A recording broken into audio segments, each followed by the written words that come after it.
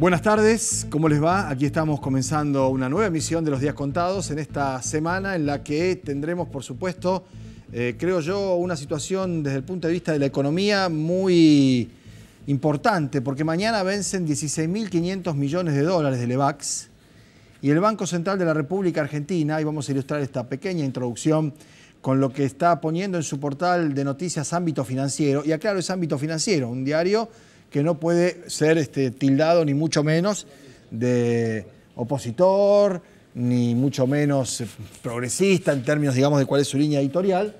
Dice, dólar imparable, avanza 3% a su nuevo récord histórico de 30,74. Pero lo que sigue abajo me parece que es más complicado todavía. Si subimos la página o si cambiamos de pantalla, lo que viene debajo, que yo lo tengo aquí, por supuesto, leyéndolo, es la información acerca de la subasta de dólares, ¿no? Porque el Ministerio de Hacienda ha decidido eliminarla. ¿Qué es la subasta de dólares? Es la intervención del Banco Central poniendo hasta 50 millones por día, porque eso es lo que había en su momento acordado con el Fondo Monetario Internacional, 50 millones por día, nada más, en algunos casos había puesto varios millones más, ¿no? A poder establecer la manera de frenar el dólar. ¿Por qué? Y porque con 50 millones se suponía que poniéndolo a una cifra inferior a la cotización en negro iban a poder frenar la estampida. Bueno, el Banco Central, y ahí está, Hacienda suspende la subasta de dólares del Fondo Monetario Internacional. ¿Y por qué? ¿Y por qué ha llegado la misión del Fondo Monetario Internacional?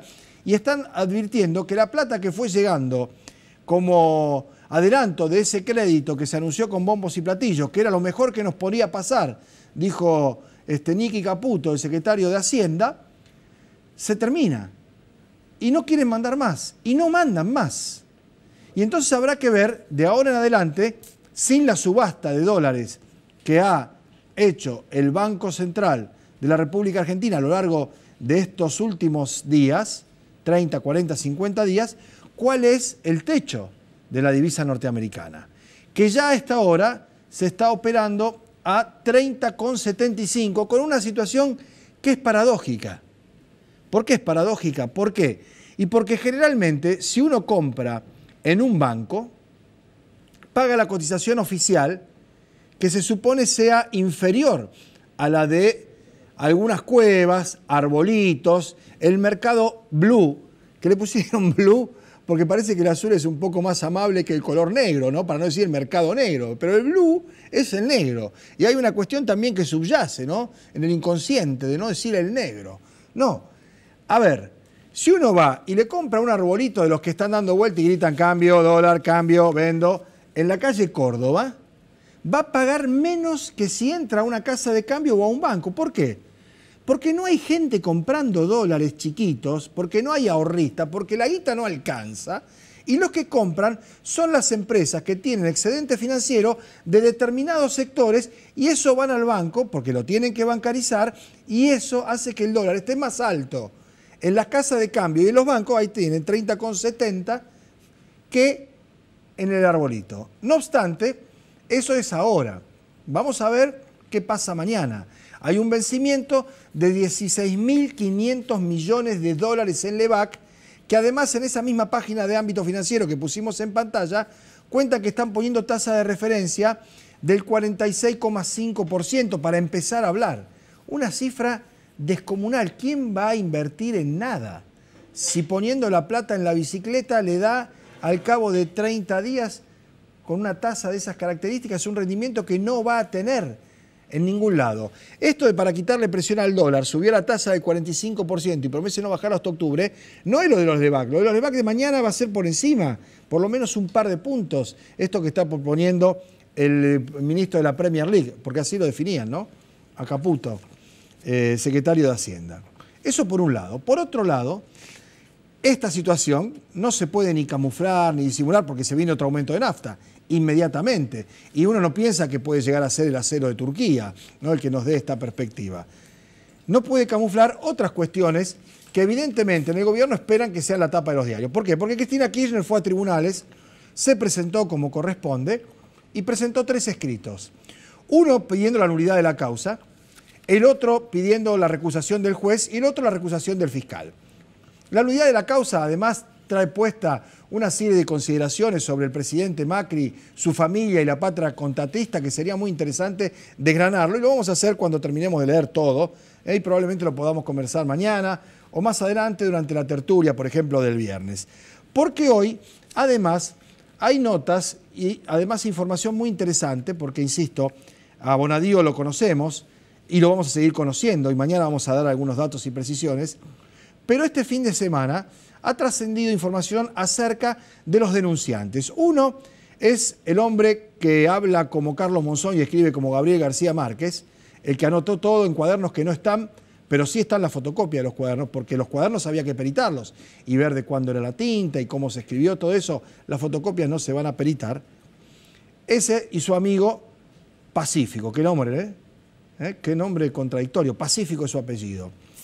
¿Quiénes son?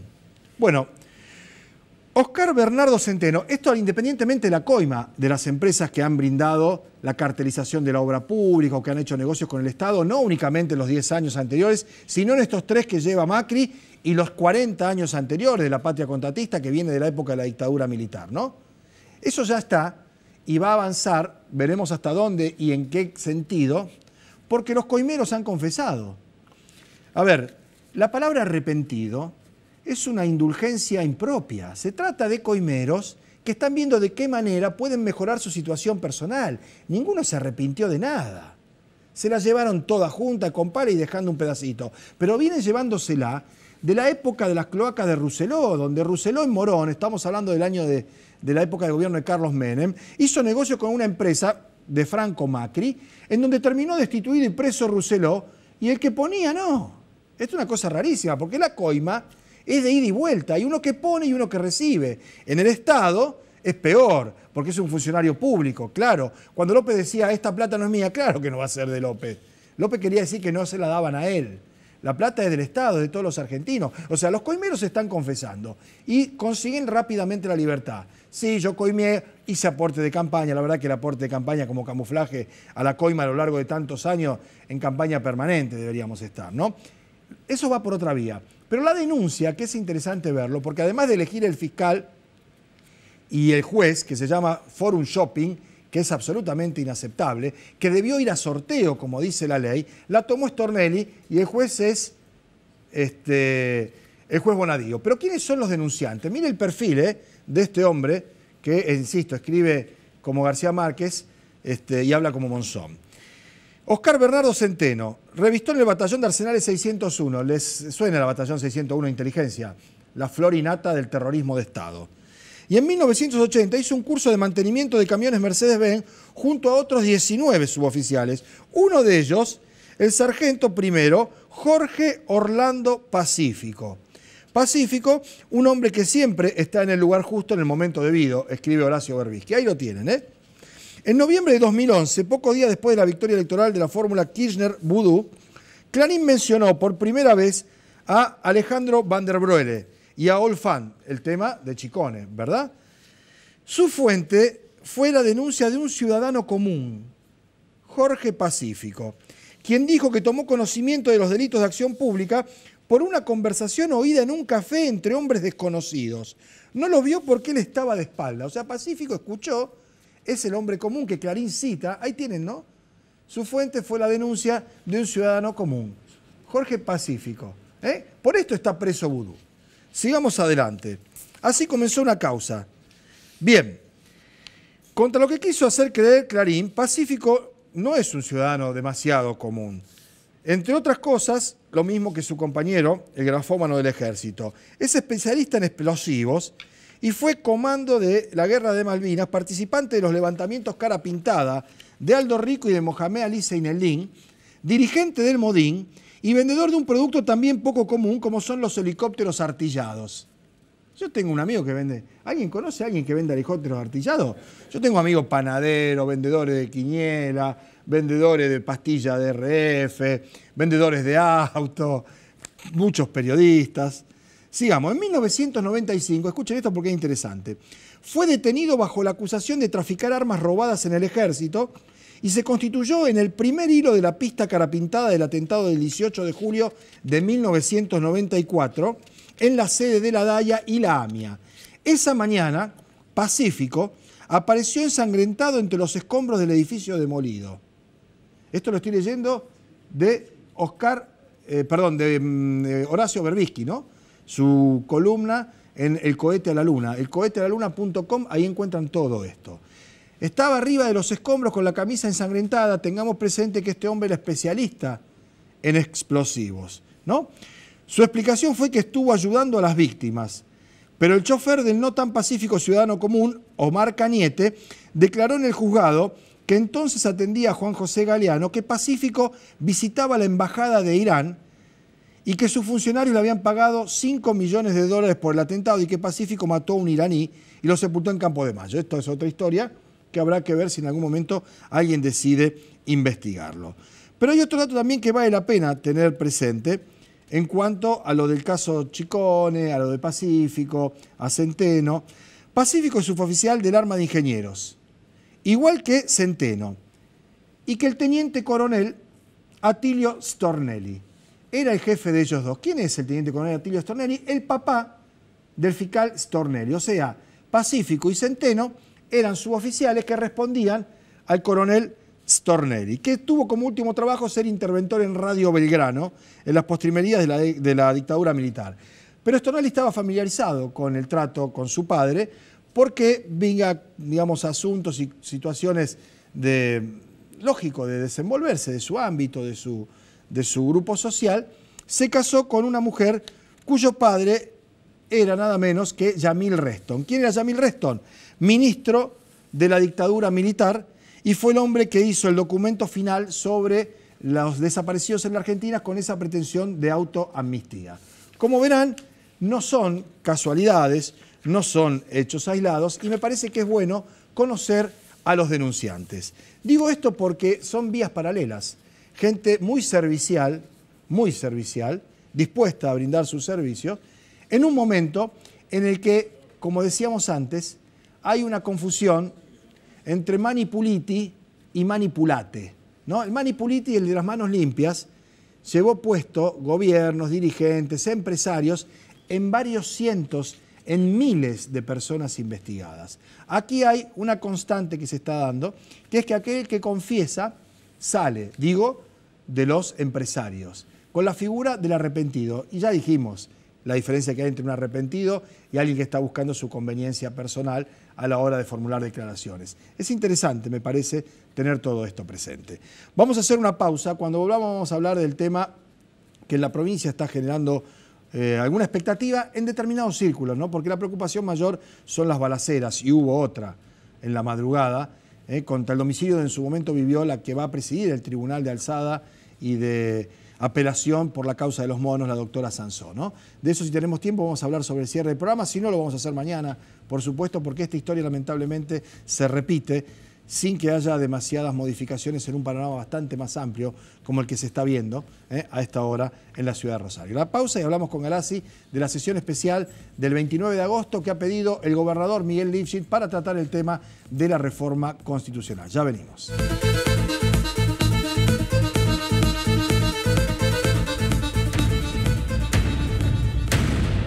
Bueno, Rubén Galassi es el presidente de la bancada oficialista en la Cámara de Diputados de la provincia de Santa Fe, que el 29 está convocada a partir de un proyecto del Poder Ejecutivo para tratar exclusivamente el tema de la reforma constitucional. Esto es así, es una sesión al efecto. Sí, el reglamento permite hacer una sesión extraordinaria para tratar un tema en particular a pedido de legisladores. Lo hicimos prácticamente todos los legisladores del Frente Progresista.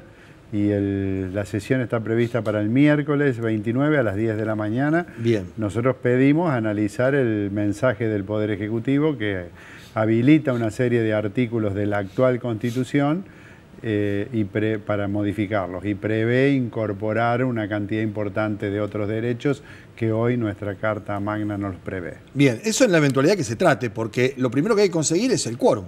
Es decir, para que se habilite una sesión, tiene que haber la mitad más uno de los legisladores del cuerpo. Sí, 25 miembros más el presidente 26. Por eso. Ahora, son 50 en total. Sí. Pregunto, el bloque de ustedes no alcanza. Hoy somos 25. 25. Pero bueno, nosotros entendemos sí, 25, y si Bonfatti se sienta arriba en la presidencia, son 24. Sí, por eso digo, nosotros es 25 más el presidente. Bien, y contado allí, Darío Boscarol, que es un diputado que responde... ahí no lo estamos contando. Ah, bueno. Entonces, en principio, si van todos, tienen quórum para empezar la sesión. Si va todo el Frente Progresista, sí. Tienen quórum, bien. Ahora, el quórum haría que si están efectivamente sesionando, ingresaran al recinto el resto de los legisladores, que como táctica o estrategia parlamentaria tienen no dar quórum. Es un elemento que se ha utilizado independientemente del partido o del gobierno en distintas circunstancias y momentos.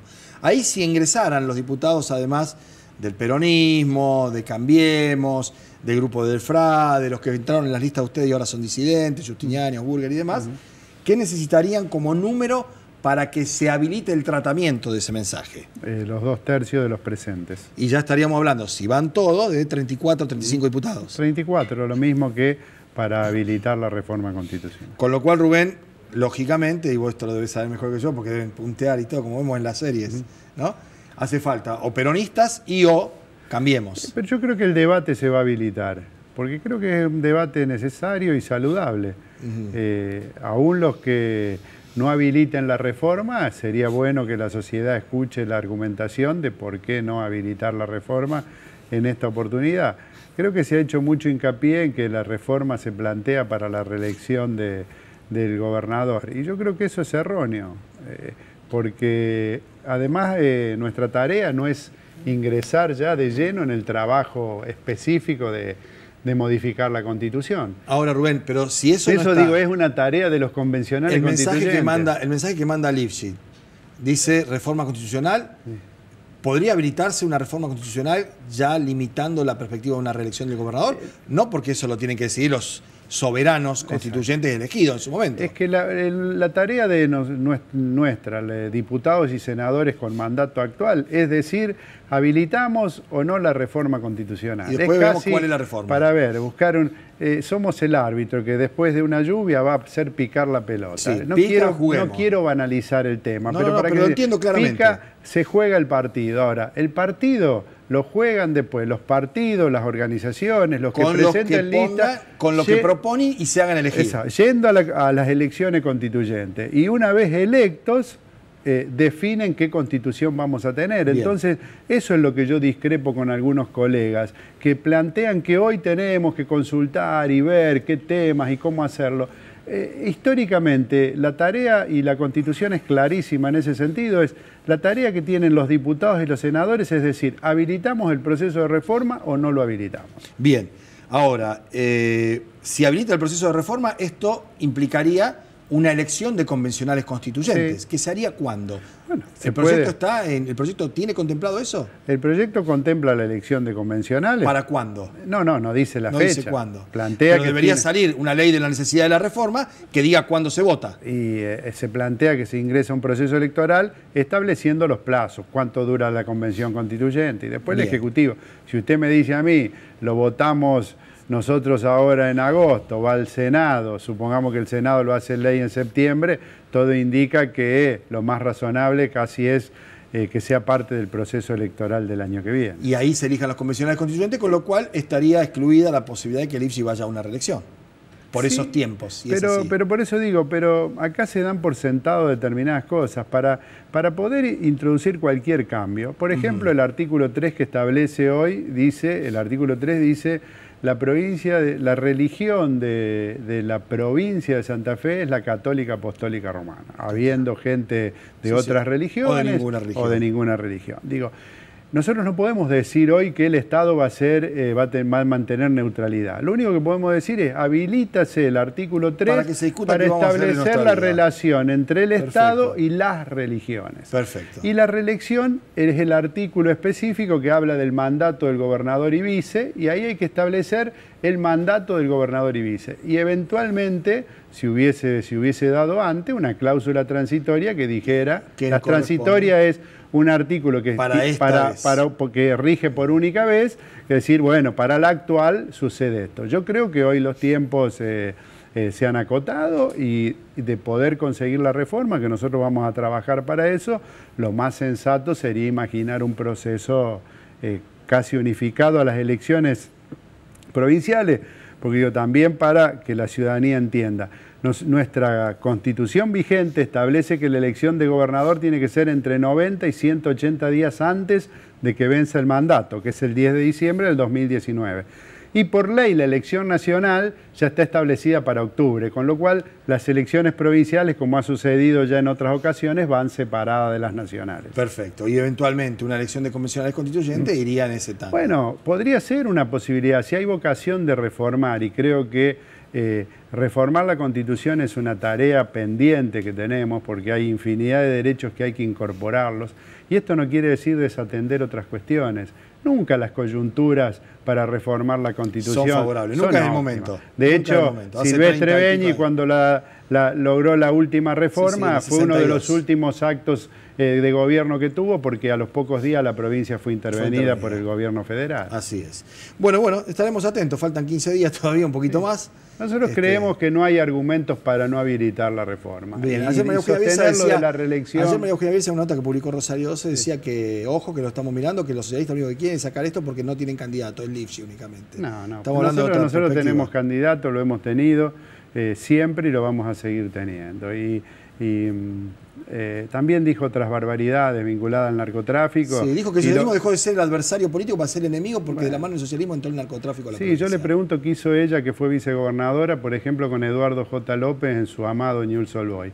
Tuvo que llegar Wiener para terminar con esa mafia vinculada al narcotráfico que estaba enquistada en el Club Atlético Newell's Old Boys.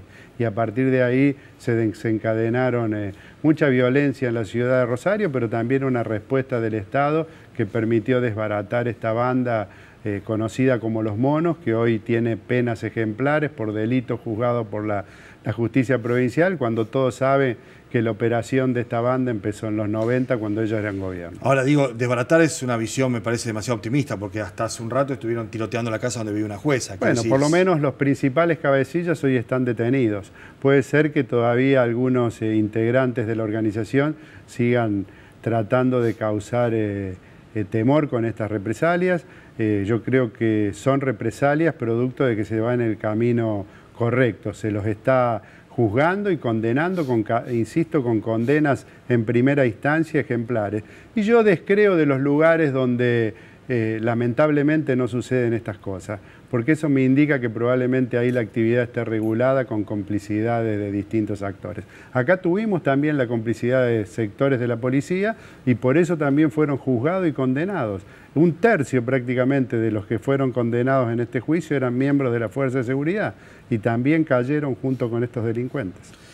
Vamos a seguir charlando de esto seguramente, con todo gusto. Que me parece que va a traer más cola. Muchas gracias por venir. Muy bien. Nos vamos a la pausa, nos encontramos para el tramo final del programa, en un minuto nada más.